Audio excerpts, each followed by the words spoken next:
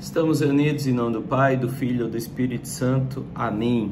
Que o Senhor possa abençoar esse nosso encontro, essa nossa reunião, e que dessa reunião, desse momento, saiam entendimentos que possam unir o nosso espírito, unir o nosso corpo, unir a nossa mente e o nosso coração aos planos que Jesus tem para a nossa vida. Que o nosso amor por Ele possa aumentar cada vez mais e que com isso a nossa vontade de querer mais a Deus aumente cada vez mais. Amém. Vamos rezar a oração de São Tomás de Aquino para começar. Criador encantador, que no meio dos tesouros da vossa sabedoria escolhestes 3 hierarquias de anjo e as dispusestes numa ordem admirável acima dos céus, que criastes com tanta beleza cada parte do universo, vós a quem chamamos a verdadeira fonte de luz e de sabedoria e o princípio elevado, dignai-vos derramar sobre as trevas da minha inteligência um raio de vossa clareza. Afastai para longe de mim a dupla escuridão na qual nasci, o pecado e a ignorância. Vós que tornais convincente a língua das criancinhas, modelai a minha palavra e derramai nos meus lábios a graça de vossa bênção. Dai-me a qualidade da inteligência, a faculdade de lembrar-me, o método e a facilidade do estudo, a profundidade da interpretação e uma graça cheia de expressão. Fortificai o meu estudo, dirigi o seu curso, aperfeiçoai o seu fim.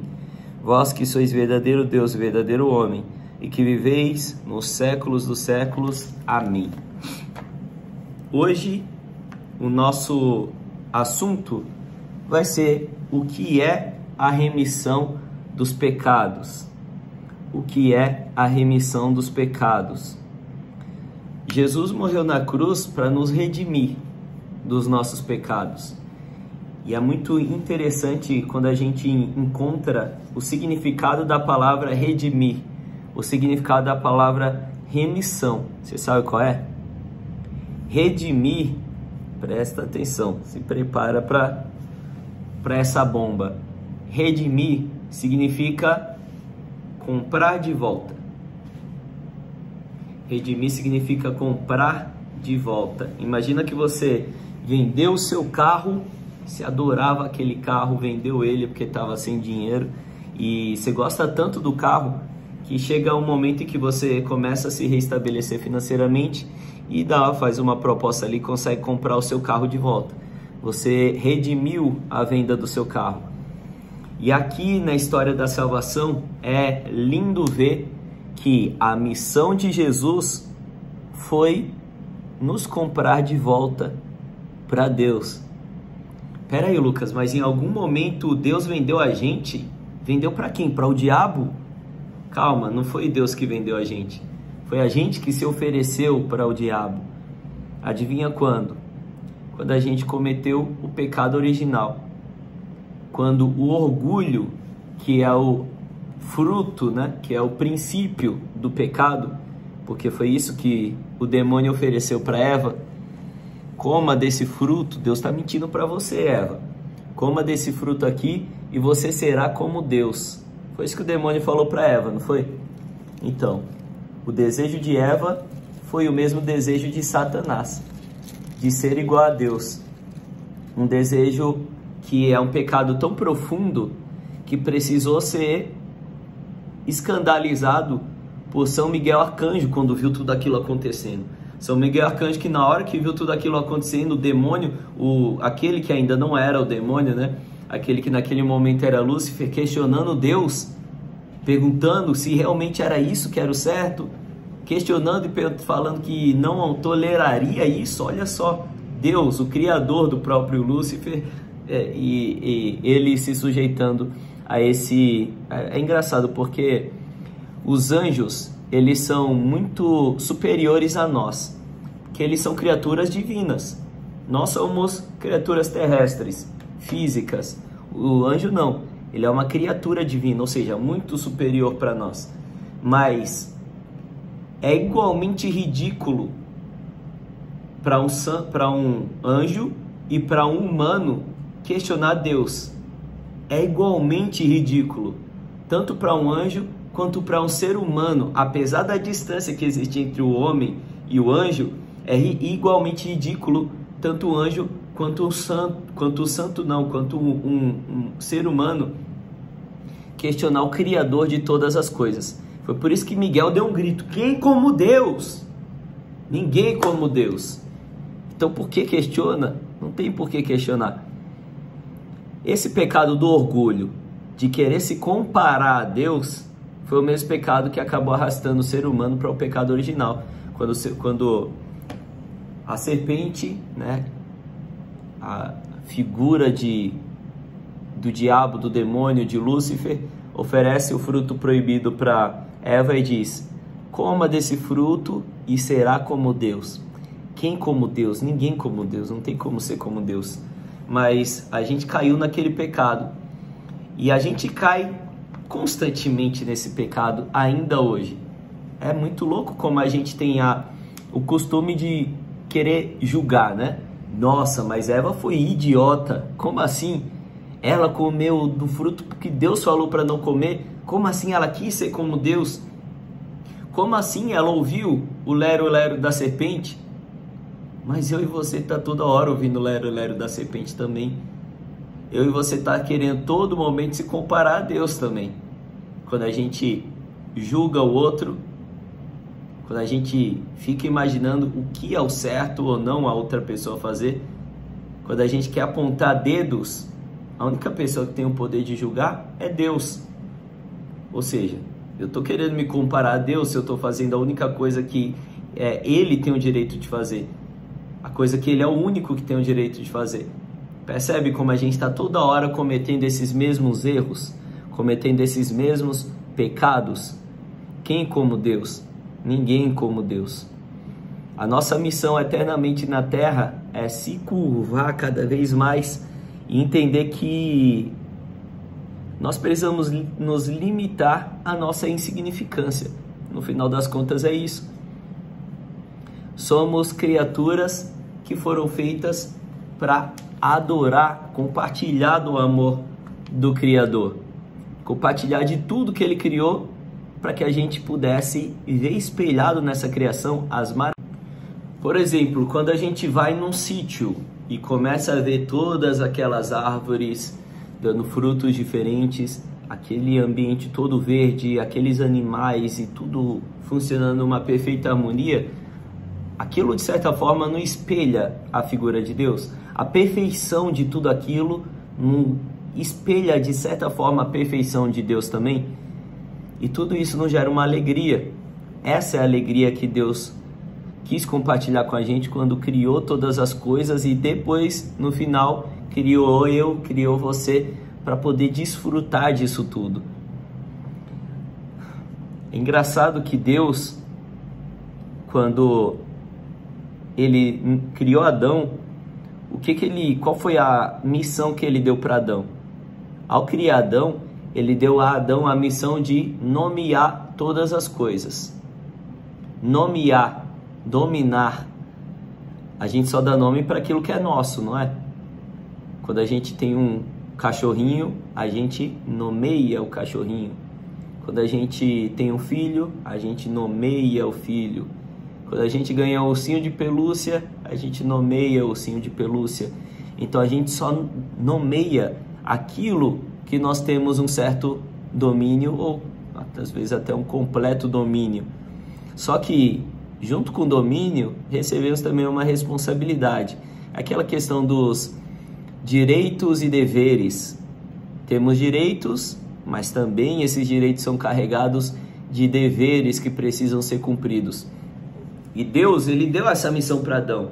Nomeie todas as coisas, todos os animais que estão pela terra, e Adão foi cumprir essa missão dele, nomear todas as coisas criadas por Deus. Então olha que lindo, Ele cria e Ele, depois de nos criar, nos dá a possibilidade de dominar, e não só dominar. Ele poderia simplesmente jogar a gente ali e falar: pronto, você foi feito com capacidade de dominar. Não, Ele cria um sistema de colaboração. Você percebe que Deus, Ele criou, mas Ele deixou a gente continuar a criação dele. Ele deixou a gente colaborar com essa criação dele. Ele poderia simplesmente ter criado os nomes, mas ele não quis fazer isso.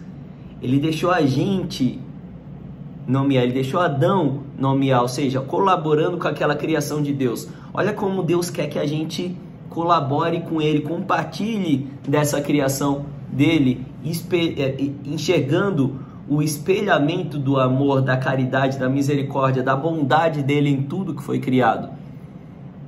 Em tudo que nós fazemos. Porque naquele trabalho de nomeação, você percebe que também existe um extremo amor aqui. Foi ele que fez, foi ele que me pediu para fazer isso. Ele não precisava, ele me pediu para fazer isso. Não foi um fardo, foi um trabalho, como eu posso falar? Prazeroso. Foi um trabalho prazeroso. Imagina, alguém fala assim para você, ó, acabei de construir essa casa para você. Acabei de construir essa casa para você. Mobilia. Coloca as mobílias dessa casa. É sua. Olha aqui. Poderia vir mobiliada. Mas você vai ter a possibilidade de fazer isso do seu jeito, da forma como você quer, colocando ali as suas preferências. Não é prazeroso fazer isso? Assim, da mesma forma, imagino que tenha sido com Adão. Foi um trabalho que não foi um fardo, foi um trabalho prazeroso. Mas a nossa ambição, a nossa ambição desregrada, o nosso egoísmo, né? O nosso orgulho fez com que a gente, em certo momento, quisesse ser igual a ele. E nesse momento, nós fomos dados, quer dizer, nós nos entregamos ao diabo. Porque naquele momento a gente acabou de criar uma inimizade com ele, cometendo o mesmo pecado que Lúcifer cometeu. Esse foi o motivo do porquê Jesus precisou vir até a terra e nos comprar de volta. E não simplesmente nos comprar de volta pelo preço que a gente valia. Eu acredito que Jesus pagou muito mais do que precisava. Porque ele não comprou simplesmente o nosso perdão. Ele comprou a possibilidade de a gente ser perdoado, ser comprado de volta, a partir do momento que ele jorrou o sangue ali por nós, e além disso, continuar numa missão de trazer pessoas para dentro desse perdão. Existiam muitas pessoas que não conheciam quem era Jesus, que não conheciam que era o judaísmo naquela época. Imagina Jesus, que era alguém que estava surgindo ali no meio do monte de judeus. Quem era da região conhecia, mas quem não era da região não conhecia. É por isso que Paulo foi para a Grécia, foi para a Turquia, foi para vários outros países, para levar a palavra, para levar o conhecimento de quem era Jesus. Então, primeiro, ele nos dá essa missão, ou seja, olha que lindo isso. Nunca tinha pensado nisso. Ele nos dá a missão, talvez a mesma missão que ele deu para Adão. Só que ao invés de falar como falou para Adão, nomeia as criaturas, ele falou para os discípulos, vá lá e fale sobre mim. Fale sobre o meu nome. Fale sobre essa palavra que é do meu domínio e que eu quero compartilhar com vocês. Então nós temos uma missão ainda hoje, assim como Adão. E essa nossa missão é evangelizar. E é tão lindo a remissão de Jesus na cruz, que além disso tudo, ele também criou fórmulas da gente estar constantemente sendo recomprado de volta. Você percebe que constantemente a gente é empurrado para as garras do demônio, mas quando isso acontece a gente tem a possibilidade de ser comprado por Deus? Como? Primeiro, por meio do batismo. Então o batismo, ele limpa todos os pecados, cicatriza o pecado original, limpa todos os pecados e a gente passa a ser uma criatura, um filho de Deus. Não só uma criatura de Deus, mas também um filho de Deus. Deus, na remissão dos pecados, Jesus ali quando se ofereceu na cruz, ele comprou a humanidade de volta. Mas a única pessoa que tem a possibilidade de levantar a mão e falar, eu estou salvo, somos nós. A gente precisa se movimentar para que essa salvação, ou seja, esse esforço de Jesus ali na cruz, seja válido. A única pessoa que pode fazer com que aquilo seja válido somos nós mesmos.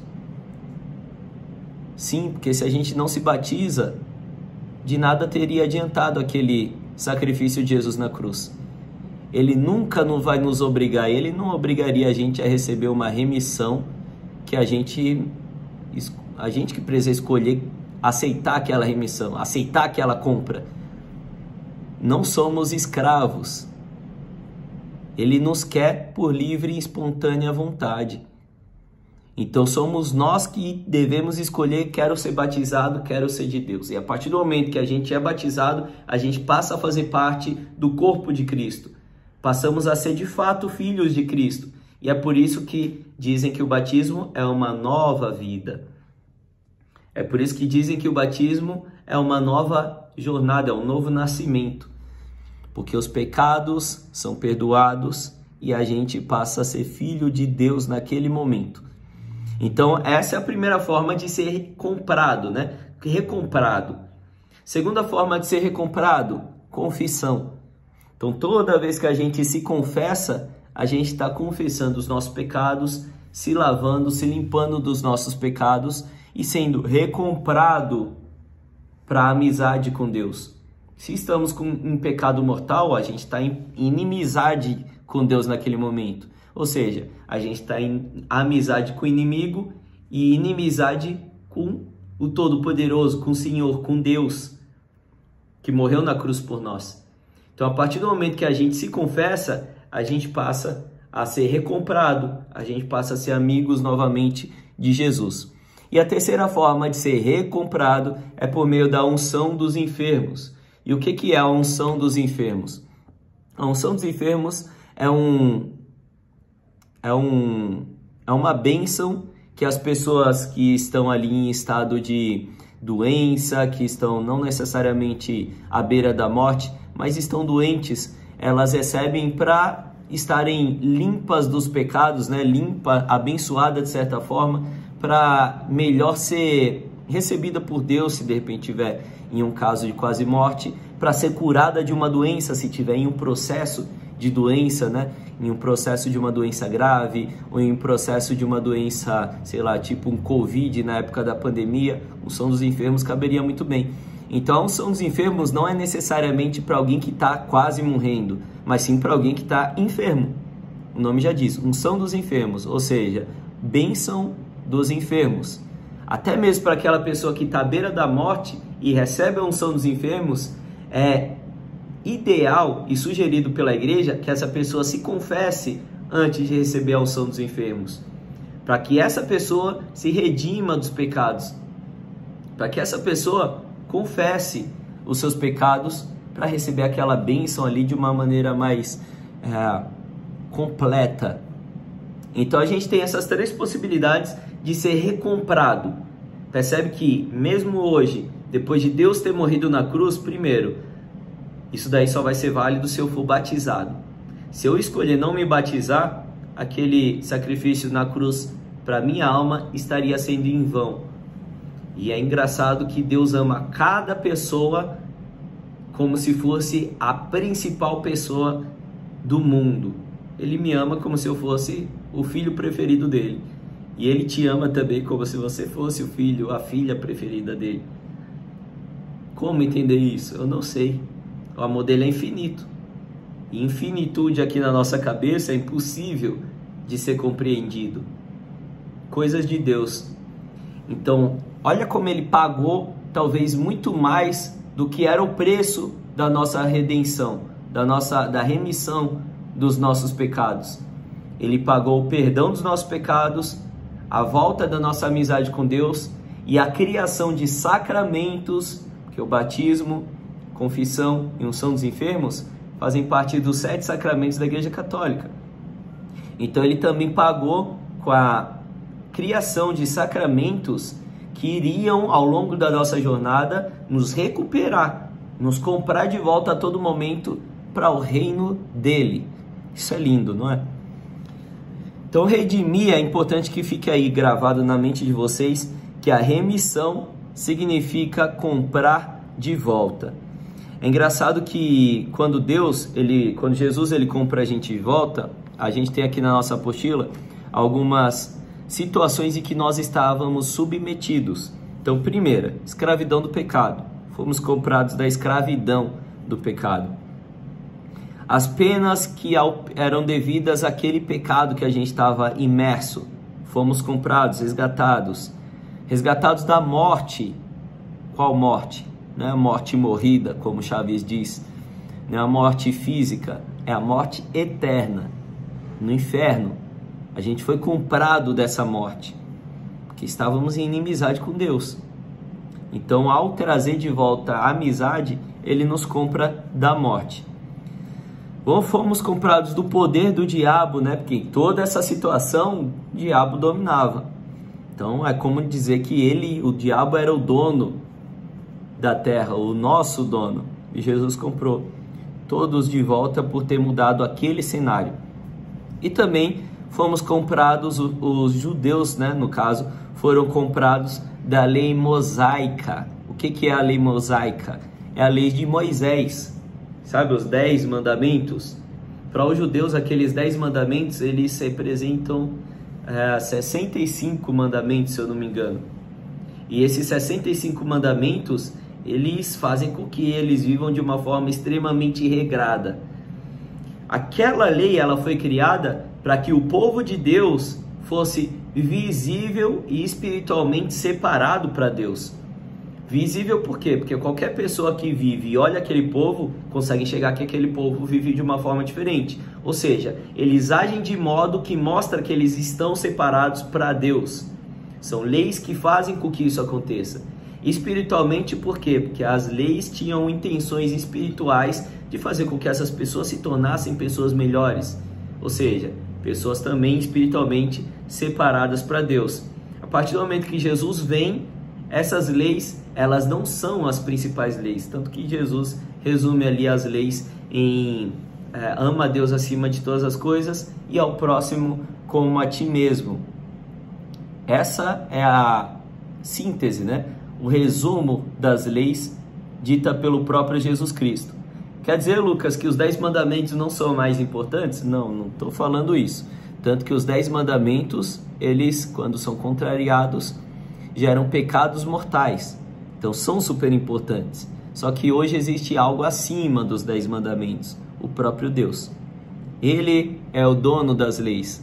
É isso que Jesus fala quando ele entra na sinagoga e as pessoas falam: como você se atreve a curar um enfermo em dia de sábado? E ele fala: eu sou a lei. Quem está acima? Quem foi o que criou essa lei? Não foi Deus? Então por que não? Por que não fazer? Então Deus está acima da lei. E ele nos salvou também da escravidão, de certa forma, dessa lei. Você percebe que um povo que não consegue enxergar misericórdia e amor por estar seguindo a lei é um povo que está doente, escravizado, preso àquela lei. Então primeiro ele, depois a lei. Tem algumas citações aqui na Bíblia que expressam de forma clara também um mistério pascal. Quando a gente fala mistério pascal, a gente está falando desse mistério da redenção, da remissão dos pecados. As citações são essas: o Filho do Homem veio não para ser servido, mas para servir e dar a sua vida em resgate por uma multidão. Você percebe, ó, a remissão aqui? Em resgate por uma multidão. Comprar de volta, resgatar. Está lá em Mateus. Cristo se entregou como resgate para todos. Timóteo. Fostes comprados por um grande preço. Fostes comprados por um grande preço. Glorificai, pois, a Deus no vosso corpo. Carta de São Paulo aos Coríntios. Glorificai a Deus com o vosso corpo. Como a gente glorifica a Deus com o nosso corpo? A gente faz jejum?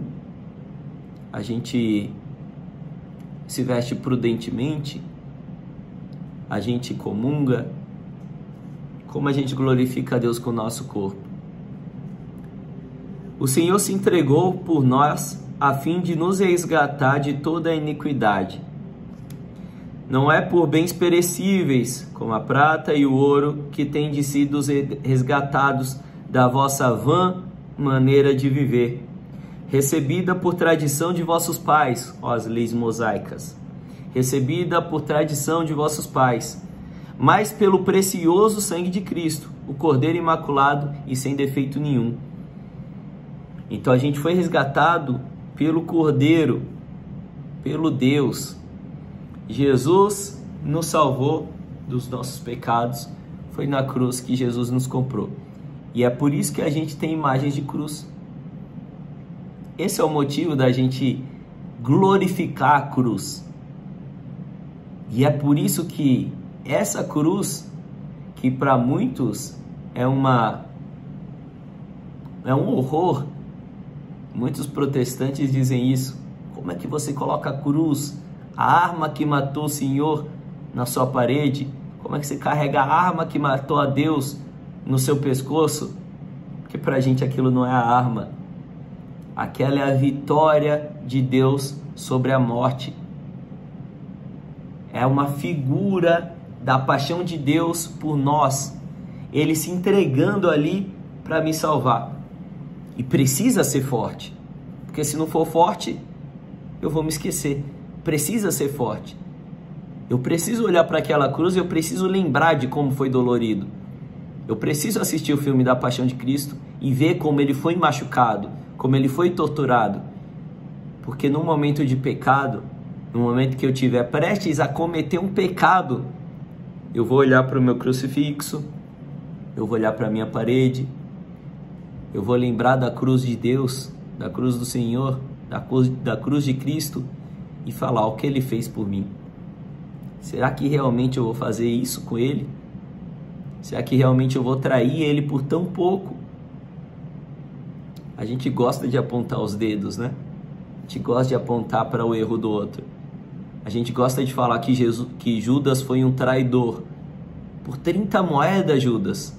Ganancioso, traidor. A gente comete pecado por tão pouco. Quando a gente está sozinho, tão pouco. Quando a gente está com um amigo, falando de outra pessoa, por tão pouco. Quando a gente está comendo de uma forma desregrada, quando a gente está numa festa, aquilo é tão pouco quanto 30 moedas de prata. Então que a cruz sagrada de Deus seja uma lembrança